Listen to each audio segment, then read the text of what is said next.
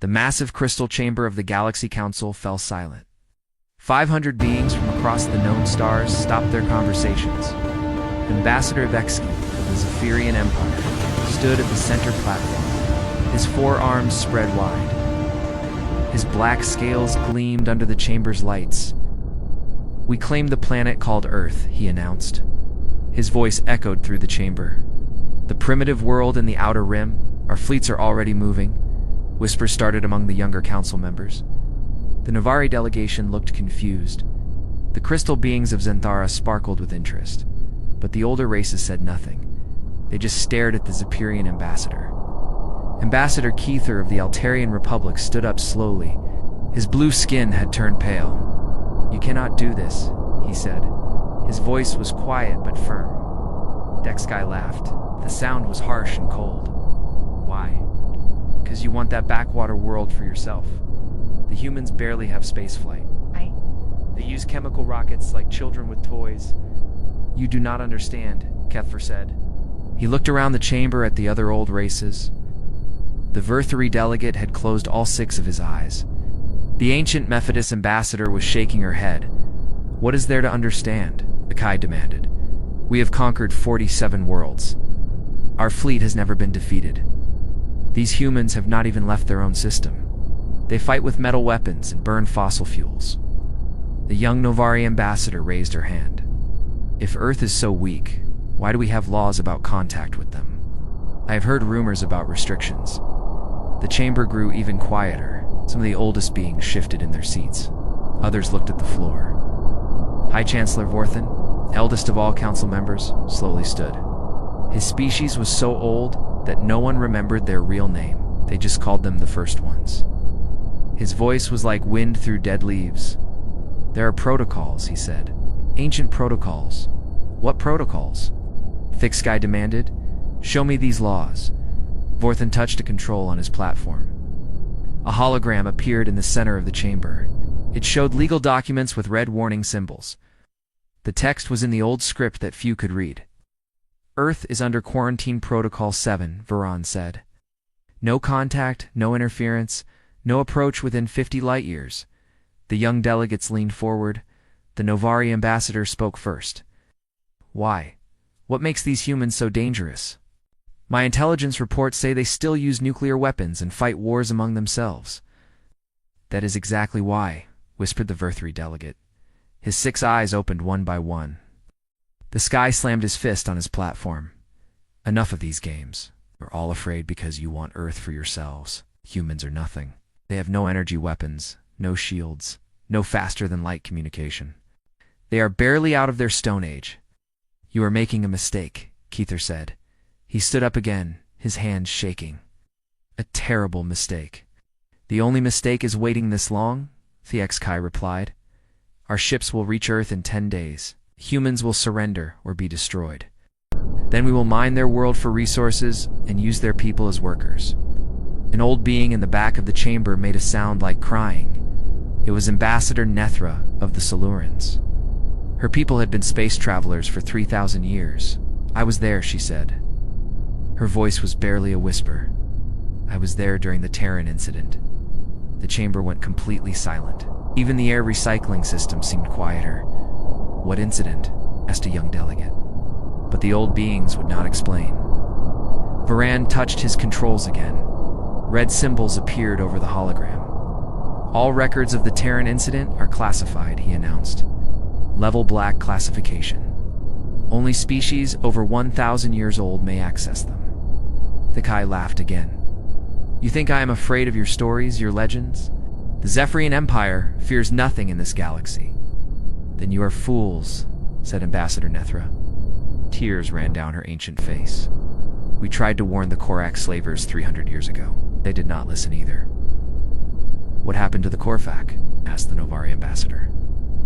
Silence. "Where are the Corfac now?" she asked again. "Gone," said Vorthan. "Their empire, their worlds, their people, all gone." The Sky's scales rippled with anger.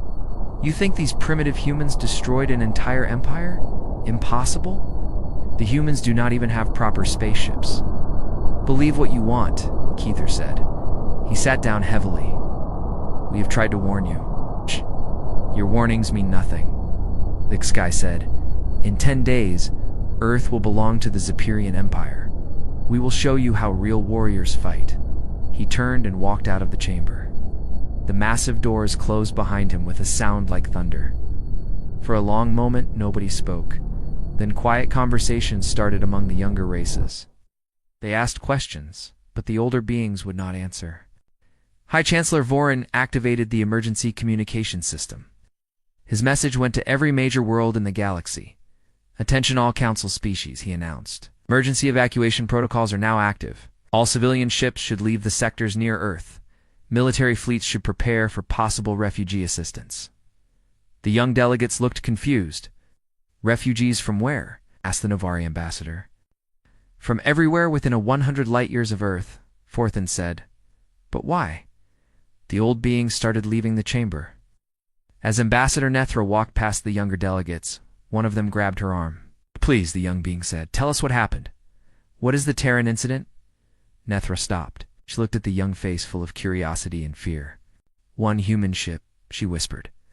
One damaged human ship with 37 crew members. It fought off a Cororax raider fleet of 200 vessels.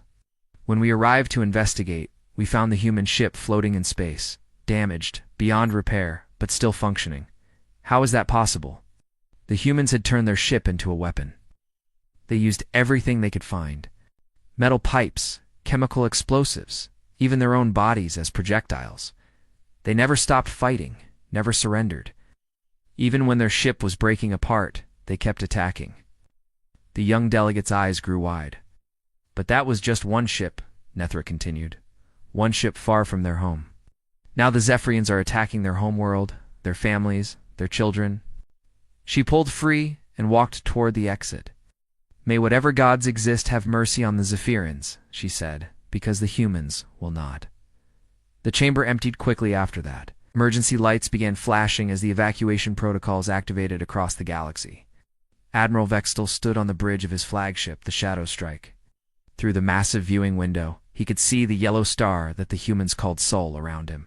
400 Zaphirian warships moved in perfect formation. It was the largest fleet the Empire had ever assembled. Report, he commanded. Captain Zethra checked her instruments. We are at the edge of the human system, sir. Sensors show 9 planets. The 3rd planet is their homeworld. Any defenses? Vextel asked. None that we can detect, sir. No orbital stations, no defense platforms, no military ships in space. Vextel's for arms crossed over his chest.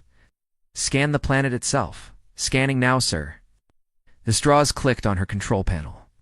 The planet shows signs of primitive technology, radio signals, basic energy generation, some artificial satellites, but they appear to be for communication only. How many humans? Approximately 8 billion, sir? Spread across 7 large land masses? Vextel laughed.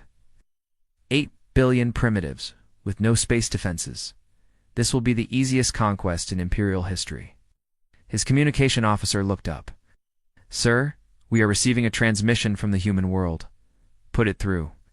The voice that came through the speakers was speaking in broken galactic common. The translator struggled to make sense of the primitive language.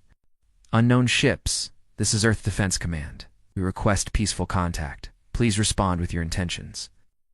Vexel's scales rippled with amusement. Earth Defense Command. They call their pathetic radio operators a defense command. The bridge crew laughed. These humans were even weaker than they had expected. Oh. Open a channel, Vextel ordered. This is Admiral Vextel of the Zaphirian Empire.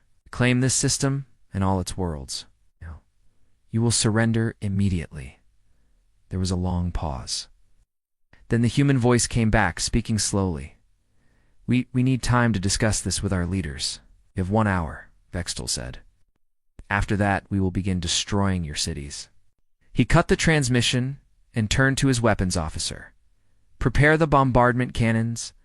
Target their largest population centers. Meanwhile, in the Galaxy Council chambers, emergency meetings were happening around the clock. The great crystal screens showed the Zaphirian fleet positions. Every council member watched with growing fear. They had not moved from the system edge, reported the Novari observer. They seemed to be waiting. Of course they are waiting, said Ambassador Nethra. Her voice was hollow. The humans asked for time. Time for what? asked a young Centurion delegate. To prepare, whispered Kethfer.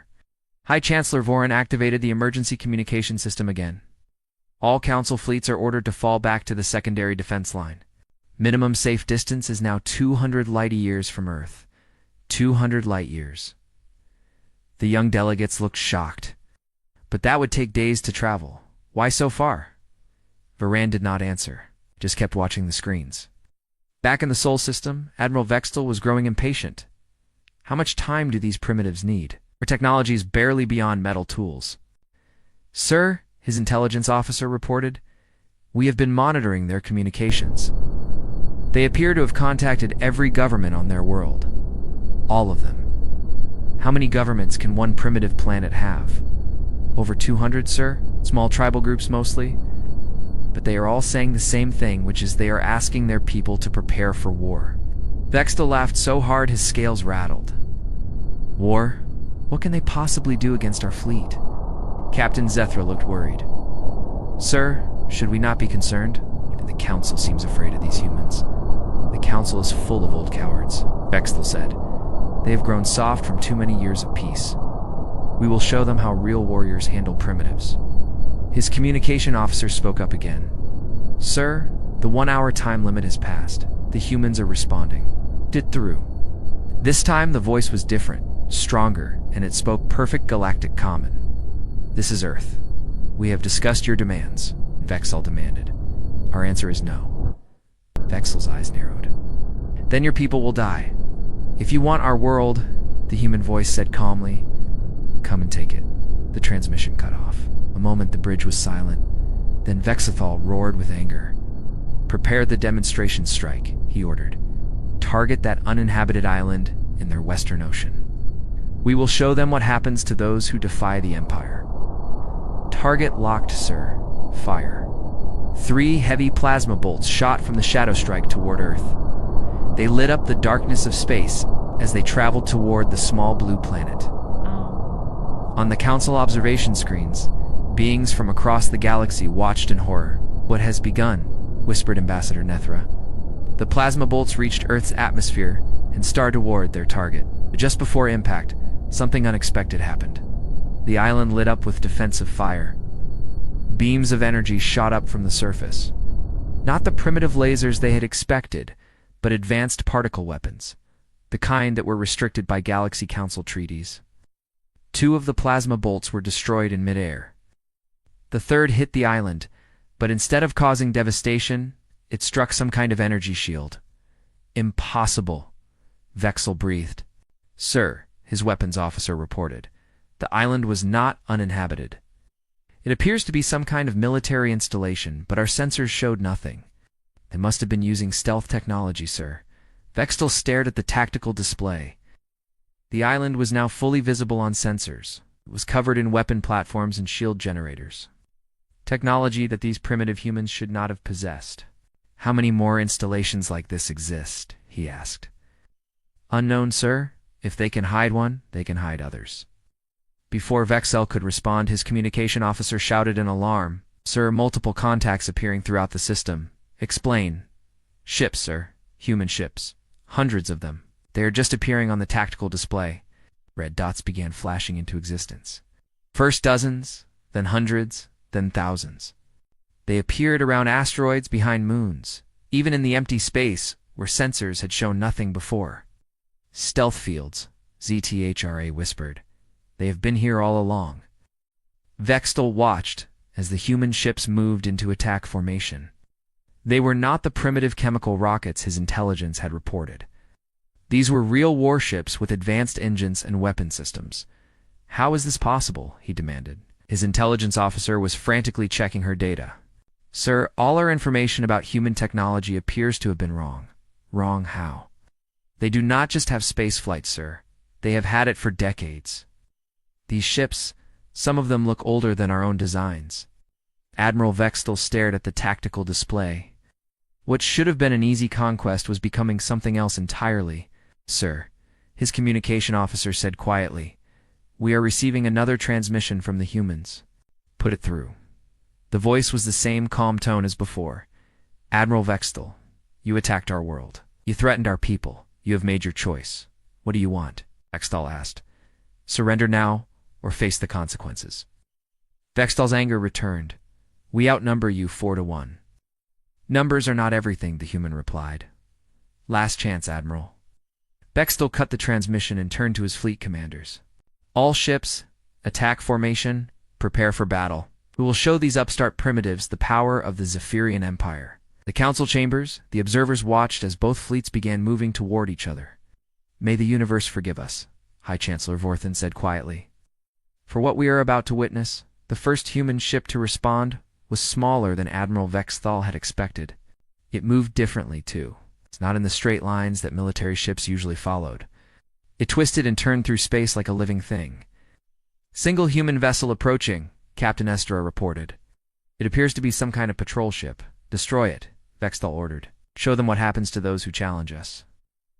3 Zaphirian destroyers turned toward the human ship. Their plasma cannons charged with deadly energy. But before they could fire, the human ship did something no one expected. It split apart. What had looked like one ship was actually 5 smaller vessels flying in tight formation. They scattered in different directions, moving faster than any ship their size should have been able to move. Impossible, Vextal said. Those are fighters, not a single ship. They are too small to have faster-than-light engines, his engineering officer reported. How did they get here?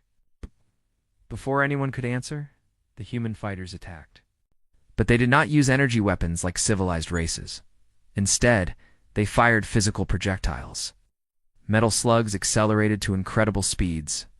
The slugs punched through Zaphirian shields like they were not there. One destroyer's armor cracked. Another lost its main engines. The third ship spun out of control. Its bridge destroyed. How are they penetrating our shields? Vextal demanded. The projectiles are too small for our shields to detect, sir, his tactical officer explained. Our defenses are designed to stop energy weapons and large missiles, then adapt the shield frequency.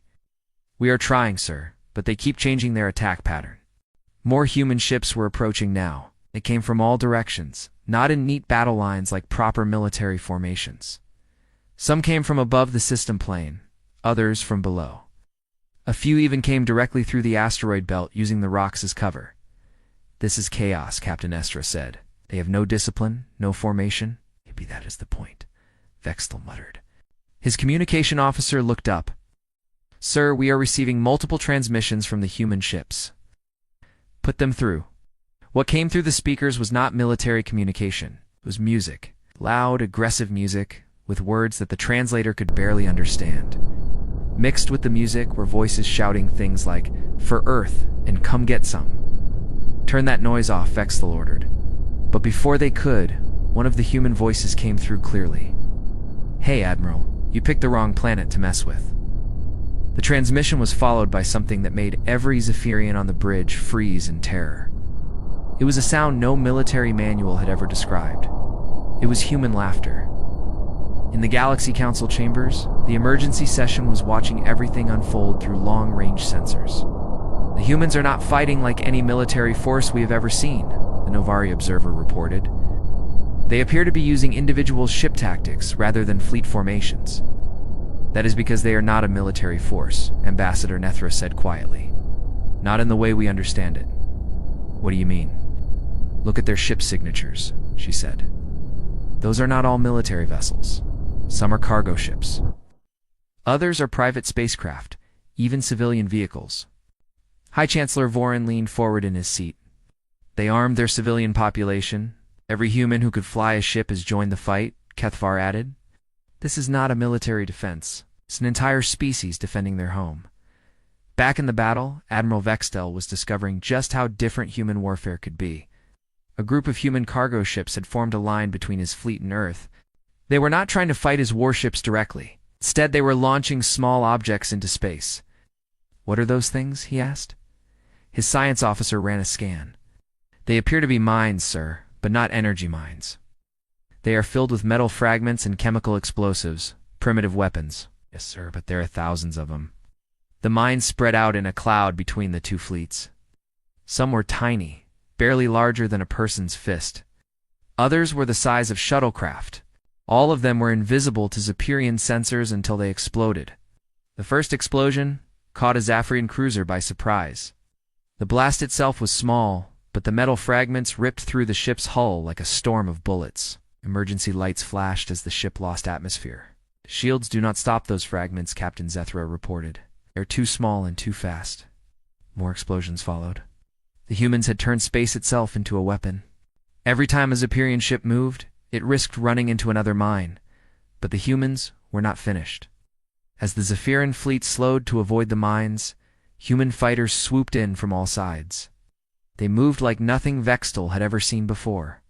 They did not follow predictable attack patterns. Each pilot seemed to be making up their own tactics as they went. One human fighter flew straight at a Zaphirian destroyer. Just before collision, it fired all its weapons at point-blank range, then spun away at an angle that should have killed the pilot from acceleration forces. But somehow the humans survived and kept fighting. Another fighter used its own ship as a battering ram, smashing into a Zaphirian weapons platform and destroying both vessels. The pilot ejected at the last second, and another human ship swooped in to rescue them. "They are insane," Esthra whispered. "No," Vexel said slowly. "They are desperate, and that makes them dangerous." His tactical officer looked up from her console. "Sir, we are losing ships faster than we can count. The humans are not trying to capture or disable our vessels. They are trying to destroy everything. How many have we lost?" 47 ships, sir, and the number is rising." Vexthal stared at the battle display. Red symbols showed the locations of destroyed Zaphirian vessels. There were too many of them. "Sir," his communication officer called out. "Priority message from Earth. Put it through." The voice was different this time. Older, more formal. "This is Earth Defense Command. Admiral Vextal. We are prepared to offer you one opportunity to withdraw your forces." "Withdraw?" Axthal laughed, but it sounded forced. "We still outnumber you 3-1. Numbers mean nothing when you do not understand your enemy," the voice replied. "I've seen only a small sample of our capabilities. What are you talking about?" "The ships you are fighting are volunteers, Admiral. Civilians who chose to defend their home. Our actual military has not yet joined the battle." Vexathal felt a chill run through his scales. "Impossible. Look at your long-range sensors, Admiral. Look toward the outer planets," Vexathal turned to his science officer. "Scan the system edge." The officer's face went pale. "Sir, there are massive energy signatures approaching from the direction of the gas giant planets." "How massive?" "Unknown, sir. Our sensors cannot get a clear reading. But they are big. It's much bigger than anything we have seen so far." On the tactical display, new contacts began appearing. These were not small fighters or converted civilian ships. These were true warships built for destruction, and there were hundreds of them. "This is impossible," Vexel said. "Our intelligence report said the humans barely had spaceflight." The voice from Earth came through the speakers again. "Your intelligence was wrong about many things, Admiral. We have been watching the galaxy for longer than you know. We have seen what happens to worlds that catch the attention of aggressive species. So you hid. You prepared." More human ships were appearing on sensors, not just from the outer planets, but from everywhere in the system. They had been hiding behind asteroids, inside planetary rings, even on the surfaces of moons. "How long have you been planning this?" Vexthal asked. "Since the day we learned we were not alone in the universe," the voice replied. "We knew that someday someone would come to take our world. We decided to be ready." Captain Zithra looked at the tactical display with growing horror. "Sir, we are surrounded. All ships fall back to defensive positions," Vexthal ordered. But even as he said it, he knew it was too late. The human ships were moving to encircle the Zaphirian fleet, not in neat formations, but like hunters surrounding prey. And at the center of it all, Earth hung in space like a blue jewel, defended by its children. For the first time in his career, Admiral Vexthal wondered if he had made a terrible mistake. Admiral Vexthal gave the order to attack with everything they had. 400 Zaphirian warships opened fire at once. The space around Earth lit up like a star as thousands of plasma bolts stirred toward the human fleet. But the humans did not respond the way any civilized species would. They did not form defensive lines or try to match the Zaphirian firepower. Instead, they scattered like insects, moving in random patterns that made no sense. "They have no discipline," Captain Sro observed. no coordination. She was wrong. The first sign that something was different came when a damaged human freighter, its engines failing and hull breached, suddenly accelerated directly toward the Zaphirian battleship Terror's Edge. "Collision warning," the tactical officer shouted. "Destroy that ship," Vexel ordered. But it was too late. The freighter struck the battleship and exploded, not just with its remaining fuel, but with something much more powerful. The explosion was so bright that the bridge crew had to shield their eyes. When the light faded, the Terror's Edge was gone. A ship that could have defeated an entire fleet destroyed by a single damaged cargo vessel. How is that possible? Esthra whispered. The freighter was loaded with antimatter, the science officer reported, enough to destroy a small moon. They used their own ship as a bomb. Bexthal could not believe what he was seeing. What kind of species does that? His answer came quickly. Another human ship. This one, a passenger transport, rammed into a Zaphirian destroyer. Then another and another. Each explosion took out ships that should have been invulnerable, but that was only the beginning. "Sir," the communication officer said, his voice shaking. "We are receiving strange transmissions from the destroyed ships." "What kind of transmissions?" "Music, sir. Humans are playing music while they die." The bridge crew listened in horror as human voices sang songs about death and glory even as their ships were torn apart. These were not the desperate cries of a dying species. These were war songs. "They are enjoying this," Ethra said in shock. In the Galaxy Council chambers, ancient beings watched the battle unfold with growing terror. "It is happening again," Ambassador Nethra whispered. "Exactly like before." "What do you mean?" asked a young delegate. "The humans do not fight to win," Keithver explained. "They fight to make their enemies lose." There is a difference. On the screens, they watched as human ships performed maneuvers that defied all military logic. A group of fighters flew directly into Zeon formation, not to attack, but to explode. Their sacrifice opened a gap for larger ships to attack from behind. "This is not warfare," High Chancellor Vorthan said. "This is something else entirely." Back in the battle, Admiral Vextel was learning just how right the old Chancellor was. The humans had developed weapons that the Galaxy Council had banned centuries ago for being too cruel. "Sir," his weapons officer reported, "the humans are using some kind of viral computer attack. It is spreading through our ship networks. Block it." "We are trying, sir, but it adapts. Every time we stop one version, a new one appears." On the main screen, they watched as a Zaphirian cruiser suddenly turned its weapons on its own fleet. The virus had taken control of the ship's systems. "How do they have access to our computer codes?" Vexel demanded. "Unknown, sir. But they seem to know our systems better than we do." What they did not know was that humans had been studying Zaphirian technology for decades. Every piece of equipment the Empire had ever lost, every damaged ship they had abandoned, the humans had found and analyzed. But the worst was yet to come. "Sir," the science officer called out in panic. "We have boarding pods approaching." "Impossible. Our shields are still up." "The pods are not using energy to penetrate the shields, sir. They're using drills." On the tactical display, they could see small human craft attaching themselves to Zaphirian ships. Instead of advanced boarding technology, they were using simple mechanical drills to cut through the hulls. "Send security teams to repel boarders," Vexel ordered. But when the security teams reached the breach points, they found something that would give them nightmares for the rest of their lives.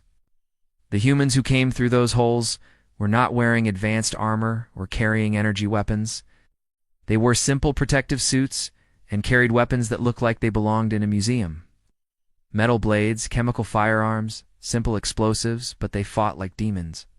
"Security Team 7 is not responding," the tactical officer reported. "Send backup." "Sir, Security Teams 8 through 12 are also not responding. What's happening down there?"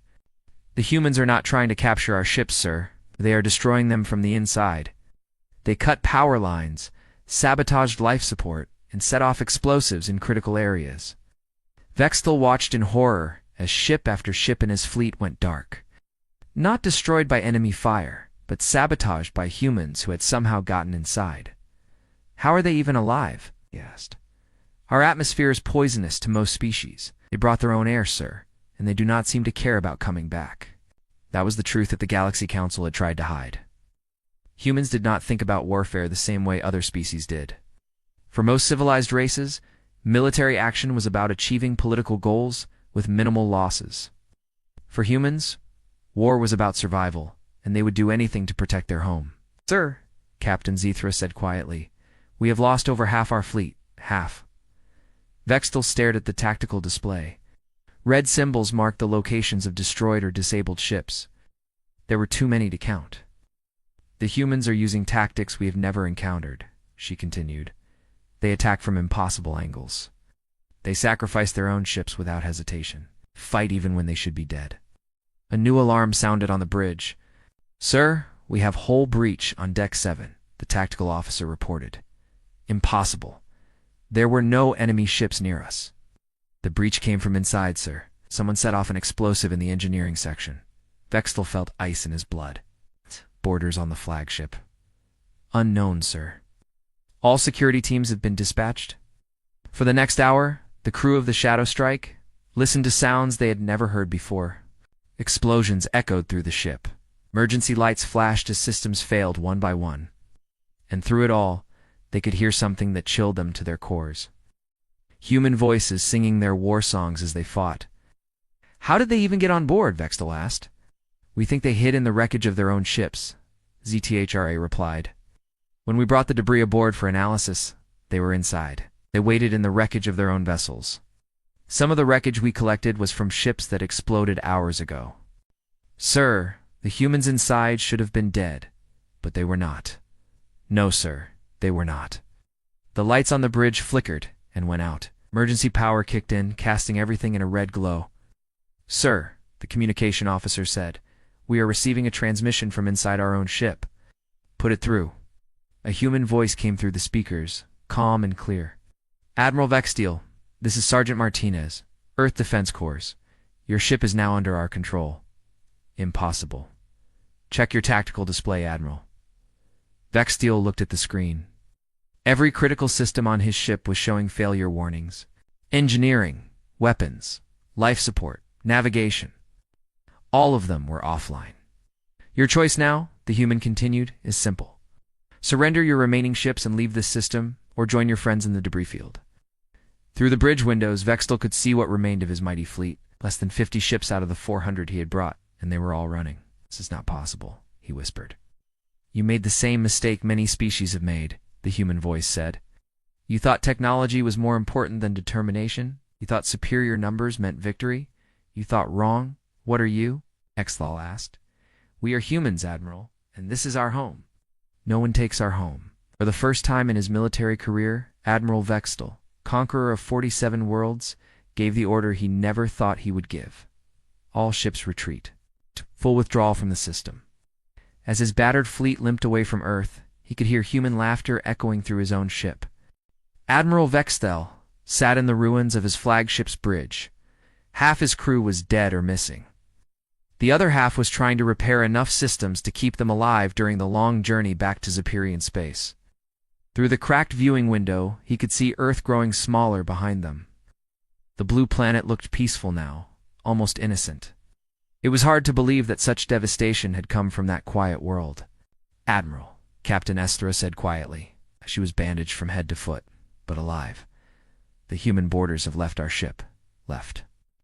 "How?" "They just walked out through the airlocks into space." "That is impossible. They would die instantly."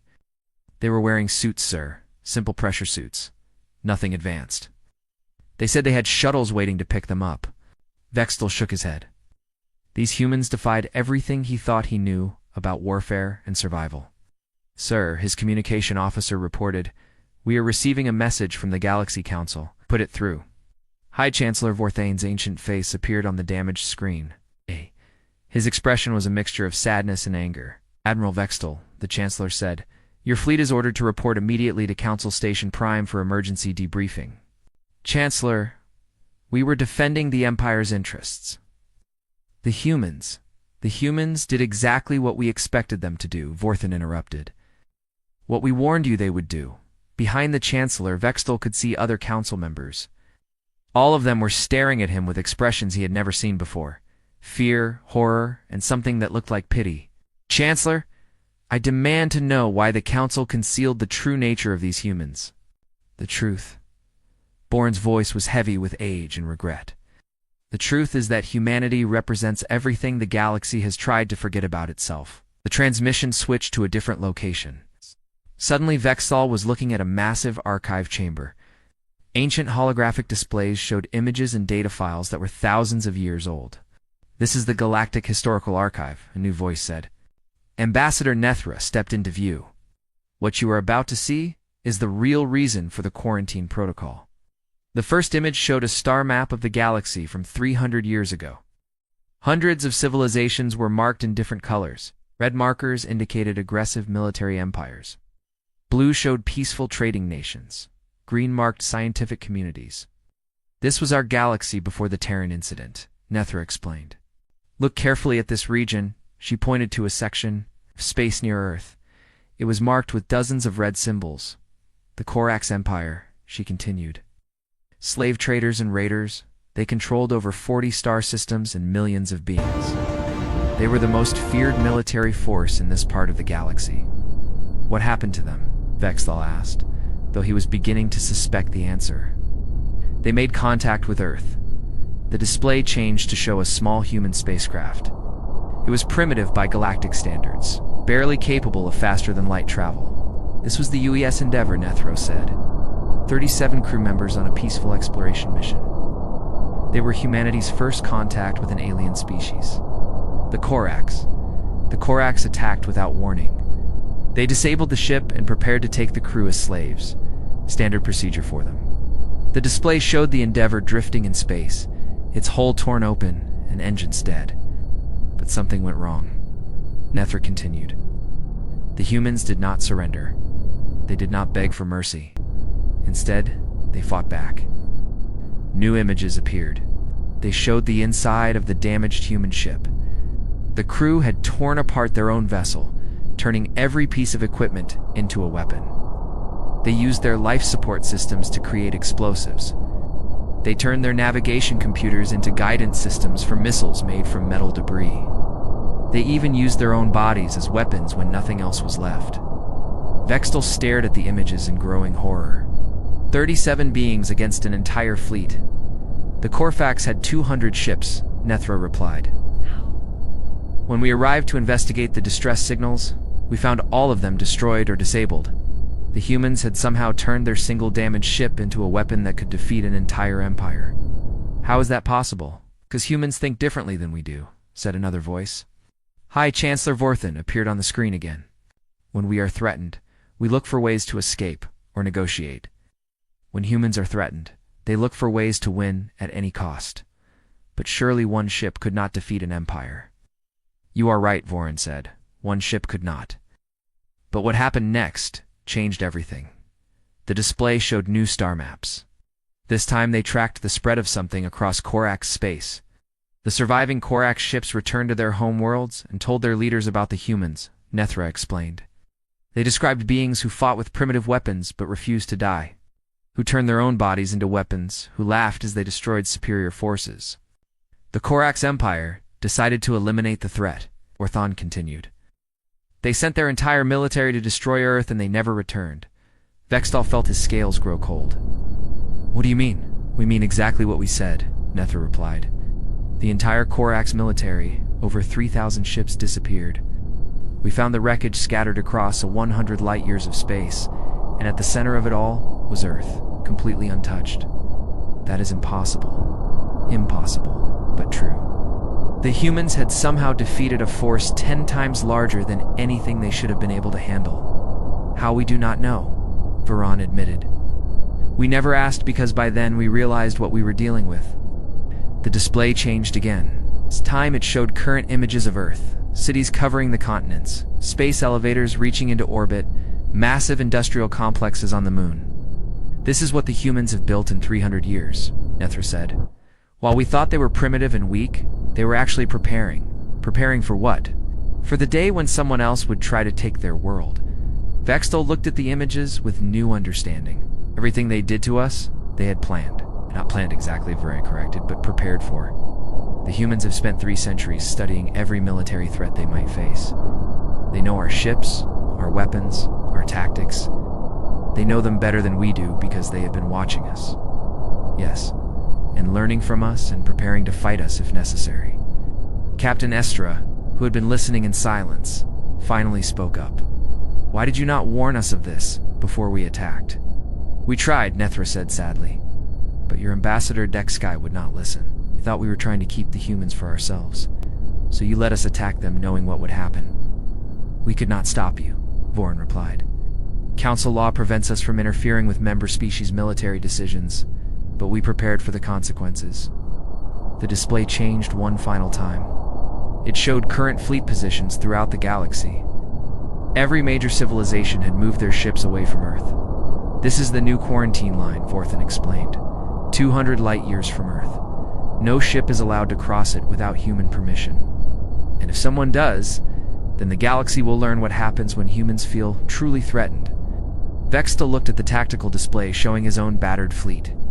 47 ships out of 400, his great invasion force reduced to fleeing refugees. Admiral Nethra said gently, "You attacked their home, their families, their children, and they let most of your people live. That is mercy by human standards." "Mercy? If they had wanted to, they could have destroyed every ship in your fleet. Instead, they gave you a choice that is more than the Corax received." The transmission was interrupted by a new voice. It was coming from Earth. "This is Earth Defense Command," the voice said. "We are transmitting a message to the Galaxy Council." High Chancellor Vorthan appeared on screen again. "Earth, this is the Galaxy Council. We are listening. We want to make our position clear," the voice continued. "We do not wish to threaten any peaceful species. We do not want to conquer or control other worlds. We want only to be left alone. Your message is understood, Earth." However, the voice continued, and there was steel in it now. "If anyone else attacks our world or threatens our people, the response will be immediate and total. This is our only warning." The transmission ended. For a long moment, the bridge of the Shadow Strike was silent. Finally, Vextal spoke. "What happens now?" High Chancellor Vorthan replied. "The galaxy learns to live with the knowledge that somewhere in the darkness, there is a species that fights not for conquest or glory, but for survival. And that makes them the most dangerous force in the universe." The transmission ended, leaving Vextal alone with his thoughts and his shattered fleet. Behind them, Earth continued its slow rotation, looking peaceful and innocent. But now he knew the truth. It was not a world to be conquered. It was a world to be feared. And the galaxy would remember that lesson for a very long time.